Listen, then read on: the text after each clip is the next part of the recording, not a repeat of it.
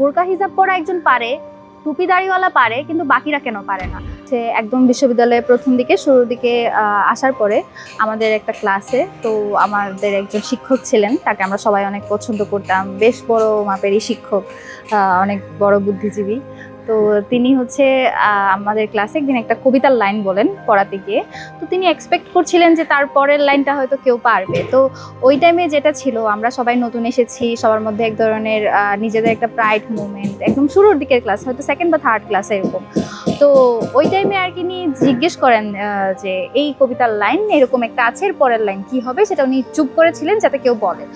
তো এটা কেউ পারেনি, আমি পেরেছিলাম এবং আমার সাথে আমার আরেক ফ্রেন্ড পেরেছিল। তো আমি বলার পর সেও পরের লাইনটা আর কি একসাথে প্রায় উচ্চারণ করি আমরা। তখন স্যার আমাদেরকে দাঁড় করান, আমাকে ফার্স্টে দাঁড় করান, তারপরে তাকেও দাঁড় করান। তো দেখা যায় যে আমি বোরকা এবং হিজাব পরা এবং আমার ওই ফ্রেন্ড দাড়ি, টুপি, পাঞ্জাবি পরা। এবং আমরা ভাবলাম যে হয়তো আমাদেরকে খুব প্রেইজ করবেন, আমাদেরকে খুব প্রশংসা করবেন, এটাই তো এক্সপেকটেশন থাকে, তাই না? তো তিনি সেটা করলেন না, তিনি ক্লাসের বাকি সবাইকে ঝাড়লেন। কেন বাকিরা কেউ পারলো না? তার বলার টোনের মধ্যে আর কি আমি যেটা বুঝেছি যে তার রাগের জায়গা, যে বোরকা হিজাব পরা একজন পারে, টুপি দাড়িওয়ালা পারে, কিন্তু বাকিরা কেন পারে না। মানে তার টোনিংটা আমার মনে হয়েছে যে আমাদের পারার কথা না, বা তারা এতটুকু জানার কথা না। তো এই ব্যাপারটা এরকম যে শুরু থেকেই ধরে নেওয়া হয় যে তারা আসলে যোগ্য না, বা তারা এসব পারার কথা না।